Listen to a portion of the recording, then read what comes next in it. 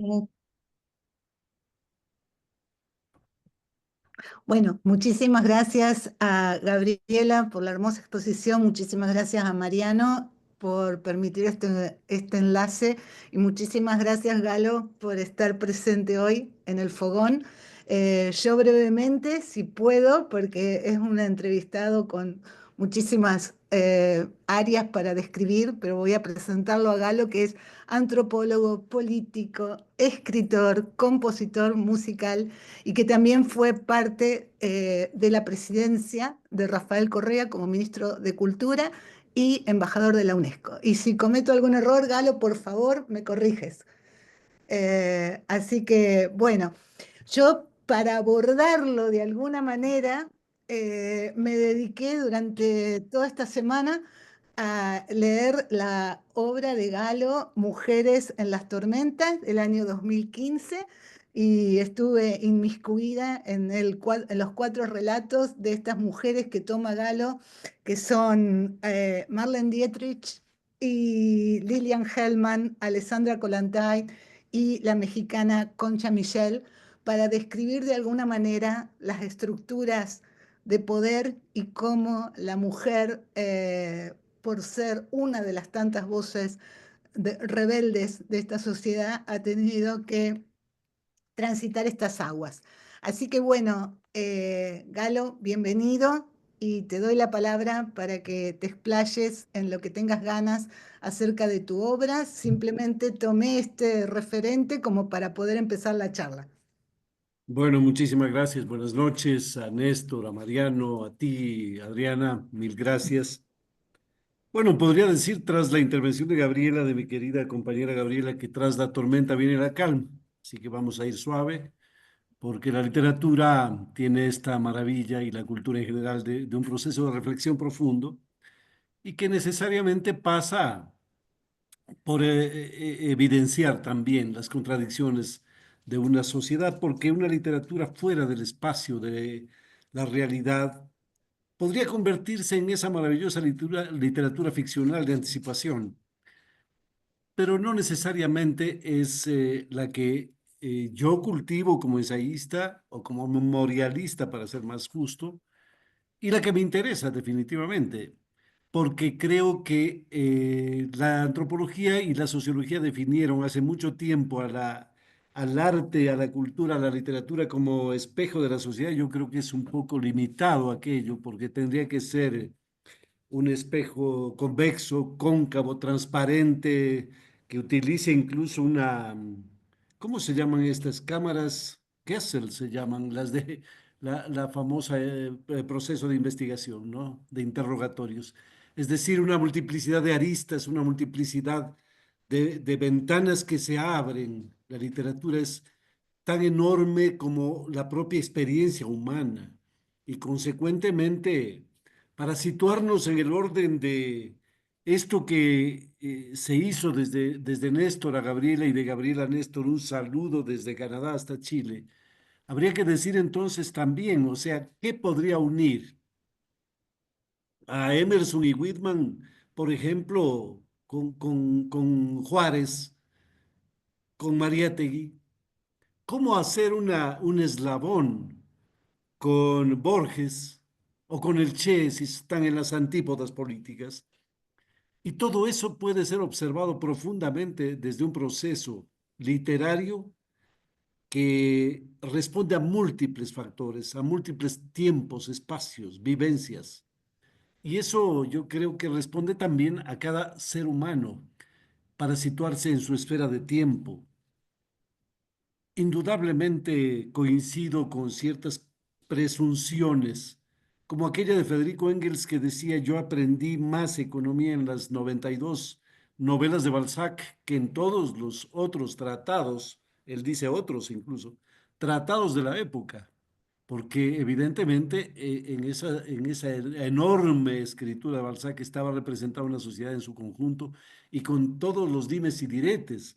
Mira, por ejemplo, si hablamos de Estados Unidos, hoy en la mañana tuve el privilegio de escuchar a un querido amigo que está revolucionando el concepto de la oferta de literatura hacia la sociedad, que es Paco Ignacio Taibo, como director del Fondo de Cultura Económica. Y cuando alguien le preguntó a un periodista, ¿cuál es tu autor preferido? Me cautivó su respuesta. Dijo Howard Fast, el autor de Espartaco, que además Howard Fast perseguido extrañamente en los Estados Unidos y también en la Unión Soviética. Que Así tú que lo bueno, mencionas en tu obra, sí, sí, en el capítulo de Lilian Hell. en el capítulo de Lilian Hellman. Te hago una corrección, ese libro no es del 2015, sino del 2020 ya. Ah, sí. Sí, sí, sí, porque yo ya llegué el 19 a la Ciudad de México, el 20 se publicó con el Fondo de Cultura Económica, acabo de publicar un nuevo libro con el fondo y bueno, continúo con esta propuesta que hago siempre de indagar en la memoria de los pueblos. Sí, bueno, el libro está escrito en el 2020, pero si lo pusiéramos en el 2025, se nos pararían los pelos, porque especialmente el capítulo de Lilian Hellman parece un preámbulo de lo que está viviendo Estados Unidos ahora. Cuando tú hablas perdón si te puedo tutear, no sé Por si, de supuesto, por costumbre supuesto. argentina. Con T y con P. Muy bien. En el, el, mm, comité antiamericano, que parece algo macartista traído de la historia, es lo que está proponiendo ahora MAGA y Trump. Entonces, a mí realmente fue de los capítulos el que más me llegó por el hecho de reflexionar y lo que hablaba Gabriela de la política en las calles y no en las redes. Nosotros acá en Estados Unidos estamos viendo a diario manifestaciones y es notable que la mayoría de la gente que va son mayores de 30 años. Hay muy pocos jóvenes. Entonces, me parece que es también un punto para reflexionar en la línea de lo que estábamos hablando, de pensar las conciencias y las luchas populares. Y Pero bueno, y tienes toda la razón, porque mira, yo lo escribí sin tener la exacta dimensión de lo que se podría venir en Europa y en Estados Unidos, es decir, de la restitución de gobiernos fascistas elegidos popularmente, como pasó el 22 y el 33 con Mussolini y Hitler, que no fueron golpes de Estado, fueron elecciones públicas. Y esto viene sucediendo, es decir, imaginarse que Italia tiene una gobernante que reivindica a la primera etapa del fascismo de Giovanni Gentile es realmente asombroso. Es asombroso pensar en que Alemania y su canciller, con ese odio enfermizo que tienen hacia Rusia, se haya convertido en pilar de una nueva política de la misma naturaleza fascistoide. Entonces, además la confusión general, ¿no? Porque, mira, Marine Le Pen en Francia, yo tuve la oportunidad de residir 3 años en París por haber sido delegado del gobierno de Rafael Correa como embajador ante la UNESCO. Y por obvias razones, incluso diría sentimentales, me fui a conocer el famoso edificio construido por el brasileño Oscar Niemeyer, la sede del Partido Comunista de Francia. Bueno, estaba alquilado para matrimonios, para fiestas, mientras en el campo, en los sectores particularmente agricultores, el Frente Nacional es el que iba cosechando esos votos. Afortunadamente, ese nuevo Frente Popular de Mélenchon ha logrado rehacer ese tipo de relaciones y tener una gran mayoría, aunque no sea lo suficiente para tener un gobierno. Pero te decía que yo no me imaginé nunca que al escribir esto iba a observar, incluso en México, con 2 gobiernos seguidos populares de izquierda, que las convocatorias fascistas estén latentes, vivas, que se reúnan a través de un actor, de un galán, ¿no? Eduardo Verástegui se llama, que firmó también, al igual que muchos de América Latina, aquel manifiesto de la Iberósfera del grupo Vox de España. ujú. Entonces, en la literatura, ¿cómo expresar todo aquello que parecería el fantasma al revés, pero es el fantasma real? No es el de Marx el que está, asolando, como era la propaganda de los años 20 y 30. No, en este caso es ese raudo fascismo electo popularmente el que gana y Gabriela me decía, porque ella tiene más conocimiento de la realidad latinoamericana, que se ve casi de manera irremediable que el nuevo gobierno chileno será un gobierno que tiene prácticamente en su principio y en su manifiesto la figura de Augusto Pinochet. No nos habríamos imaginado. Y sin embargo late y cabalga de esa manera como los cuatro jinetes del Apocalipsis, de manera brutal, con las persecuciones que ella notó en su intervención larga y que evidentemente solo señalan el regreso de esas posiciones fascistas adornadas bajo un supuesto límite democrático que incluso ha logrado quitar las banderas al anarquismo, porque hoy resulta que gritar libertad es la ultraderecha la que lo hace a partir de lo que ellos llaman anarquismo económico, pero le quitaron la bandera, incluso yo recordaba que esos primeros movimientos libertarios, por lo menos para América Latina o Sudamérica, fueron parte de las grandes migraciones de trabajadores italianos, por ejemplo, o de un catalán como Rafael Barret, abuelo de la mártir Soledad Barret de Paraguay. de Paraguay. Entonces, estamos inmersos en ese mundo tremendo en el que el fascismo aparece desnudo, ya no le interesa tampoco disfrazarse. Por eso me parece muy interesante en tu libro cuando tú señalas en varios capítulos qué pasa cuando se cuestiona el poder, qué pasa cuando se levanta una voz de rebeldía. Yo, por ejemplo, cuando leía el capítulo de Concha Michel, no pude, ahora que estás hablando de las figuras anarquistas, dejar de pensar en la argentina Salvadora Medera Onrubia, que fue la esposa de Botana. Y como, porque ella también en esos años 30 formó el grupo Las Descentradas. Y cómo, ¿no? Al irse a los márgenes, al cuestionar el poder, la sociedad reacciona con una tremenda represión. Y eso me pareció muy interesante en tu libro, por eso te lo quería comentar. Al margen que me encontré con hermosas sorpresas como la mención a José Pedroni la hermosa enunciación a Amparo Ochoa, a la que uno la quiere tanto por su versión La maldición de Malinche. Así que bueno, de paso recomiendo a todos los que nos están escuchando que lean el libro. Bueno, a propósito, José Pedroni, tú sabes que casi nadie sabía y nadie sabe que ese inmenso poeta era comunista. Era comunista. Sí, yo estoy trabajando precisamente una obra que incluye a Pedroni, a Efraín Huerta, a Mahmoud Darwish, el inmenso poeta palestino, a Pier Paolo Pasolini de Italia y a Nassim Hikmet de Turquía, que son cinco poetas comunistas. Así se llama también esa propuesta que estoy haciendo. Todavía no he terminado. Este es un ciclo de investigación, de mucha lectura. Pero a propósito de la última parte de lo que Gabriela hablaba con Mariano, quiero referirme a algo y es el tema, por ejemplo, de las redes. En las redes me di el trabajo de, sin poner el nombre, poner una búsqueda en Google que decía militar norteamericano de izquierda antifascista. Y la respuesta fue, no existe militar norteamericano antifascista. Es decir, una barbaridad. Porque entonces, ¿qué es lo que sucede? Que el general Smedley Butler, no hay que olvidar jamás ese nombre, está borrado del mapa.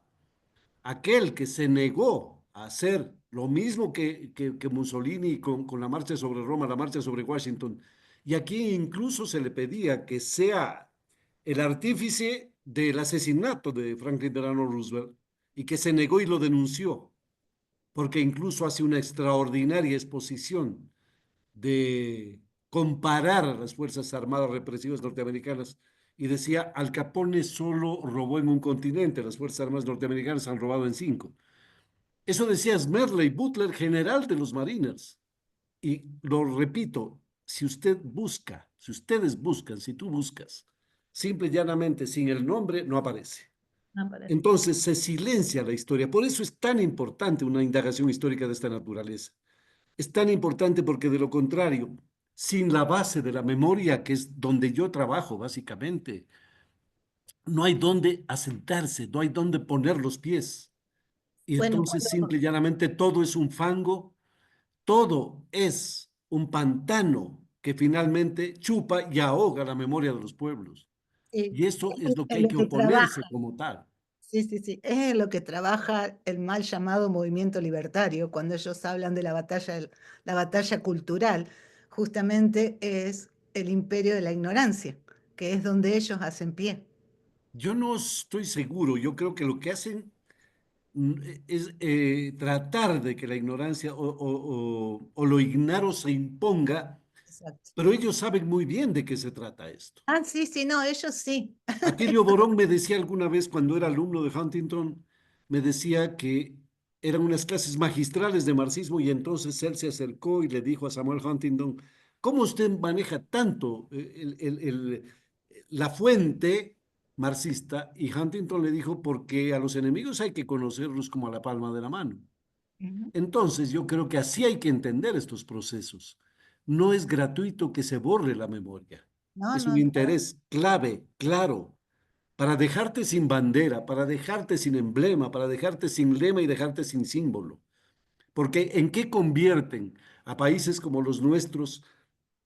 Y te cuento una anécdota. Yo era presidente del GRULAC, que son estos grupos de trabajo de los países en la UNESCO, en lo que a mí me tocó, es en general en Naciones Unidas, pero me tocó en la UNESCO presidir el GRULAC 33 países de América Latina, la mayoría de habla hispana, castellana, como se quiera decir, y en la Conferencia General de la UNESCO, yo tenía la oportunidad de 8 minutos de hablar a nombre del GRULAC y 4 minutos a nombre de mi país. En el discurso que propuse, porque una de las cláusulas que creo que son absurdas, el discurso del GRULAC debía ser aprobado por los 32 países, más el mío, 33. Bueno, 3 o 4 se opusieron por una razón, porque yo nombraba a Simón Bolívar. Entonces, hay que pensar, ¿por qué? ¿Por qué simple y llanamente cuando era una cita literal, escrita en 1829 desde Guayaquil al coronel Patricio Campbell, esa famosa y por otro lado muy conocida cita de Bolívar que dice, los Estados Unidos parecen destinados por la providencia para plagar de hambre y miseria a la América Latina? Bueno, eso se me prohibió. Y entonces yo lo que dije es que el fantasma de Bolívar todavía asusta, todavía. Y todavía genera odio, porque ese es el otro elemento. Recordarás ahora que hacemos literatura expresamente, que no puede estar ajena, cuando recibió el premio Nobel Pearl Book, que se había formado en China básicamente, Pearl, ese book, novelista norteamericana, dijo un hecho central. Se está construyendo una máscara para hablar del amor cuando en realidad es el odio. Ujú. Y eso es lo que nos sucede hoy. La misma máscara que habla y niega a quienes hicieron posible la primera independencia, como en este caso, y a quienes, como en el caso del general Smedley Butler, se piensa que debe desaparecer para que ningún ciudadano estadounidense sepa ni siquiera quién es, para que no quede huella. No quede huella. Entonces, eso a mí me parece muy importante porque a la vez hay la necesidad fundamental de reivindicar las relaciones maravillosas que tuvimos los latinoamericanos con los Estados Unidos cuando no eran lo que son. Incluso hablemos de Roosevelt y hablemos, por ejemplo, de esa primera película a favor de la lucha compartida con la Unión Soviética y que tuvo como intérprete a Gregory Peck. Imaginémonos aquello, por ejemplo, o a la maravillosa interpretación de Anthony Quinn, que era obviamente de Chihuahua, pero como un luchador de la Guerra Civil Española, y el por quién dobla las campanas de Hemingway, y todo aquello de La Tierra y Libertad de Orwell, y aquel extraordinario documental que fue escrito por John Dos Passos y Hemingway, dirigido por Joyce Stevens, y que reflejó para el 38 la verdad de lo que sucedía en el levantamiento antirrepublicano, antidemocrático de Franco. Entonces, ese es el Estados Unidos que uno ama, porque uno de los errores profundos que se cometen es hacer de esto un tema tan visceral que ignore una cultura tan extraordinaria, porque sería ignorar el Mientras agonizo de Faulkner, y nadie puede ignorar esa joya. Ujú. Y nadie puede ignorar la esencia extraordinaria de una cultura de esa clase. Bueno, pero no podemos dejar de mencionar la cantidad de libros prohibidos que hay en Estados Unidos. Eh, Bueno, eh, tú vives allá. es tremendo, o sea, the banned books, ¿no? No quiero decir un número porque en este momento no manejo la cifra exacta, pero Ajá. nosotros en el Hispanic Lake hemos publicado notas y se pueden encontrar en el diario de la cantidad de libros que están prohibidos. Y por otro lado, Gabriela dijo algo que me pareció clave, ¿no? Que es la guerra judicial. Y la guerra judicial que no solamente se lleva a las figuras como presidenciales, notables o que están en algún ámbito de poder, sino a la sociedad civil. Cualquier persona que apoye Palestina puede ser considerado un terrorista doméstico. Y A eso ver, pero eso es una es lo aberración tan brutal como lo fue en el pasado. Exacto. Mira, si algo tiene de extraordinario precisamente aquello que nombramos hace un momento, Howard Fast y Espartaco, es la demostración de que esa guerra judicial que hoy es tan evidente existe hace 2700 años. En Quo Vadis, en Quo Vadis hay un personaje, un tribuno que se llama Chilón Chilónides, que es juez y que en las noches, después de condenar a inocentes, va a festejar en bacanales en su casa. Festeja la condena de inocentes. Ujú. Así que, digamos, ahí tenemos un elemento que nos acerca a Caifás, a Anás y a Pilatos, ¿no? Condenar inocentes. Condenar inocentes. Entonces, esa es la esencia fundamental para borrar del mapa al incómodo, al revoltoso, y que va creciendo de revoltoso a rebelde, de rebelde a revolucionario. Y entonces, cuando no es tan, ¿qué diría? Lo suficientemente puro para la prensa, seguir asesinando gente, lo mejor es perseguirlo jurídicamente, pero a través no de una acusación de carácter político, porque ya con Allende ya les pasó, es decir, haber matado a un marxista lo convirtió en mártir de la democracia. Y entonces no conviene. Mejor es acusarlo de narcotraficante o acusarlo simplemente de delitos comunes. Y esa es una práctica que ya repito, desde Chilón Chilónides y desde Espartaco viene 2700 años, ejercitándose y cada vez haciéndose más sutil todavía. Yo les decía aquí en México que el influjo psíquico del que habló Gabriela respecto de la condena de mi compañero presidente Rafael Correa solo puede ser observada en México, que causa una risotada general. Cuando les digo, el último que tuvo este influjo psíquico se llamaba Calimán y era simple y llanamente el personaje de un cómic, de una historieta cómica, porque era capaz de leer el pensamiento y dirigir el pensamiento de otros.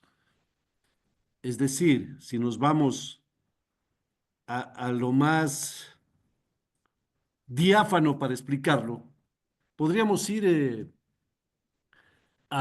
¿cómo se llamaba aquella historia que el cine norteamericano la llevó con tanta calidad y que se trataba de ese proyecto militar que lavaba el cerebro? ¿Lo recuerdas? Ah, Yo no sé si era, Stranger Things. no, No. mucho antes. Yo no sé si era, me parece que, eh, un proyecto que tuvo un remake incluso reciente, pero bueno, simple y llanamente se enfoca dentro del mismo espíritu de influir psíquicamente, pero en ese caso era a través de un lavado cerebral, que es lo que además se acusaba permanentemente a la KGB, ¿no? Ujú. Sí, sí, sí. Bueno, el tema del cine y el tema de los medios y el tema de, ¿no? de cómo vemos ahora en estos tiempos de Orwell que estamos viviendo y de la persecución y cómo la inteligencia artificial y todos estos medios, como bien decía Gabriela, nos falta tanto para aprender, pero también cuánto, ¿no? Se está viendo y lo difícil que es tomar las calles. Por eso me parece interesante, muy interesante el tema de la literatura y qué papel puede jugar la literatura, especialmente, bueno, desde este lugar geográfico en donde estamos nosotros acá en Estados Unidos, donde la comunidad migrante está siendo tan insultada y atacada para tener una autoestima menos que baja. Qué importante que es rescatar las biografías, aunque sea la más chiquita, ¿no? De cualquier trabajador, cualquier persona que está eh, luchando día a día por una sociedad mejor y en vez de ser reconocido, está siendo vilipendiado y tratado como un delincuente. Lo Así que que pasa es que depende de qué migrante, ¿no? Porque Estados Unidos es un país construido a través de la migración. sí. Fueron los migrantes los que hicieron por lo menos la identidad de nación que tiene el Estado federal, ¿no es cierto? El Estado federal, o la confederación, llamémoslo así. Pero claro, este momento de lo que se trata es de negar a aquel incómodo que llega además a destiempo. Porque una de las cosas más inverosímiles que he escuchado es que los migrantes que llegaron antes reservan el puesto y lo niegan para el que llega después. Lo dicen de manera grotesca. Ya no queremos que vengan más. Pero si son de tu propio pueblo, sí, pero ya no quiero que vengan más. Yo ya llegué primero, yo ya pude. Bueno, un poco lo que contaba Raúl, ¿no? Respecto Pero si está a la cabeza de eso el secretario de Estado, Ujú, sí. no. ¿De dónde fue su padre? Cubano. Pero bueno, no los voy a meter a ustedes en un problema, ¿no? No, no, no, pero es muy interesante porque el otro día, una anécdota cotidiana nomás, pero hablando con una señora mesera americana, me decía, yo hasta en los aprendí español en los años 70, pero nunca lo usé porque acá en los años 70 no había gente que hablaba español. En cambio ahora está lleno. Y yo me reí porque no es una casualidad, ¿no? Los años 70.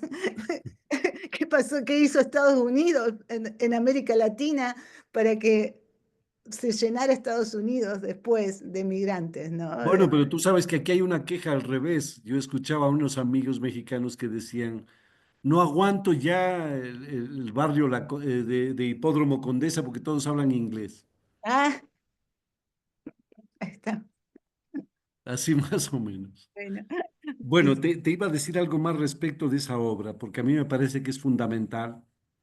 Y es que en una visita, mi madre, digamos, mi abuelo era de Hamburgo, y fui muchas veces a Alemania, un poco a la casa de los orígenes, ¿no? Y en una de esas estancias me sorprendió muchísimo el ver al partido izquierda, que hacía una concentración y luego una marcha por la ciudad, cosas no muy usuales, mucho más en Francia usuales que en Alemania, pero finalmente la vi y la sorpresa mía mayor fue cuando bajo aquel maravilloso lema de Rosa Luxemburgo, el que no se mueve no siente las cadenas, había dos retratos, Rosa Luxemburgo y Marlene Dietrich, y entonces dije, ¿qué hace Marlene Dietrich al lado de Rosa Luxemburgo? Entonces, en el propio Instituto Iberoamericano, que tiene 900.000 libros en Berlín, en ese edificio que le llaman la sonrisa de Jimmy Carter, fui a indagar mucho sobre cuál era la naturaleza de ese ser humano. Y claro, hay seguramente mucho más en Estados Unidos o en París de ella, pero de la vida inicial, de cuando fue la primera gran diva del cine alemán, está registrado allí y era evidentemente una antifascista de primer orden, de una luchadora además con plata y persona, como se suele decir, porque financió muchas actividades de la resistencia antifascista alemana y luego cuando tuvo que salir, lo hizo como ella le expresó al propio Goebbels, por, como lo llamó ella, renuncio a ser su diva o su vedette por decencia. Ujú. Entonces yo creo que hay tantos elementos que siguen escondidos en la historia y que hay que rescatarlos, buscarlos, tratar de que estén incorporados a este presente turbio, a este presente donde una bruma espesa trata de ocultar las realidades. Yo Sí, creo que ese es el elemento central de esa obra, buscar quitar la niebla, la de los ojos, la del corazón, la de la mente. Eso básicamente. sí, sí, la verdad que comparto tu criterio y me parece que es sumamente importante para redimensionar lo que estamos viviendo y por eso te decía que me ha impresionado tu libro porque en otro presente hubiera sido una rememoración de lo del pasado, sin embargo ahora es una herramienta para entender el presente que lamentablemente estamos viviendo. Ojalá sea así, te agradezco muchísimo. Una preguntita más, me gustaría si nos puedes contar cuál fue tu última publicación y en qué A estás ver, trabajando. déjame la traigo un momentito. Sí, y ahí ya vamos dejando a la audiencia porque ya está siendo largo, ¿no, Néstor? Sí, sí, por supuesto. Este es el último. No el último, el No, más cuando llora reciente. mi guitarra, exacto. Cuando llora mi guitarra es una memoria del cantor popular más importante, nacido en Ecuador, en mi país de origen, Julio Jaramillo, y que también rescato del olvido ciertos temas porque está muy presente en la historia, pero hay una historia que no está presente y es la de su soterrada simpatía política. Y eso creo que vale la pena porque incluso voy a dar un dato con el que ya puedo señalar qué es lo que él pensaba. En 1962 grabó un disco de tangos, lo grabó en Caracas. La orquesta que lo acompañó fue dirigida nada menos que por Astor Piazzolla Ah, y ahí grabó una canción, un tango de un autor argentino llamado Atilio Carbone. El caso es que este tango que se llama Jornalero fue prohibido por la Junta Militar de Videla. Yo creo que Julio Jaramillo jamás se enteró siquiera de que su interpretación estaba siendo vedada, censurada, puesta en el antiguo índice de la Inquisición, porque evidentemente es una canción que va mucho más allá del tango, del desamor o del desarraigo, y es un tango de auténtica militancia de los trabajadores, por los trabajadores, con los trabajadores argentinos. Así que muy bien. eso también tiene que Vamos a ver leer. con esta obra y ahora preparando algunas cosas más.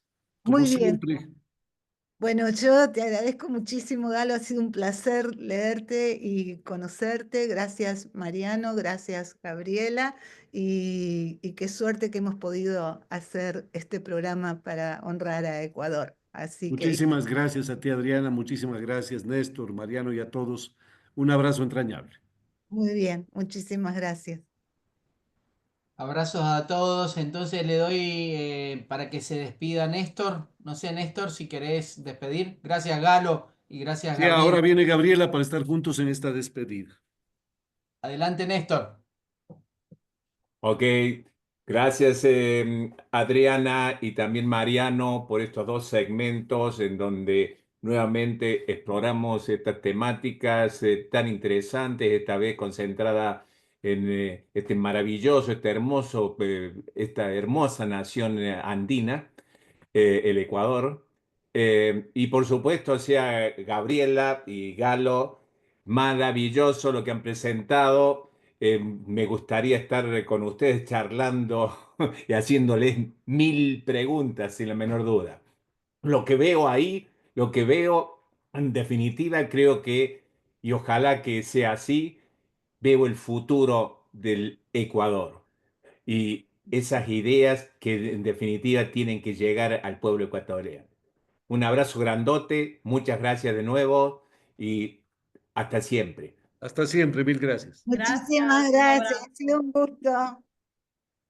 Y el resto, o sea que con esto terminamos entonces un nuevo encuentro de El Fogón de Los Ángeles, esta reunión que hacemos el primer viernes de cada mes.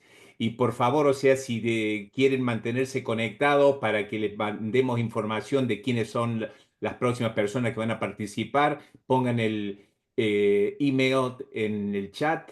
Y de nuevo, hasta junio. Nos vemos en la próxima. Un abrazo Adiós, grande. gracias. Chao, gracias, gracias a los dos. Adiós. Muchas gracias. Abrazos. Gracias, Mariano, Saludos gracias, Néstor, gracias, Raúl. a todos. Hasta Saludos. luego.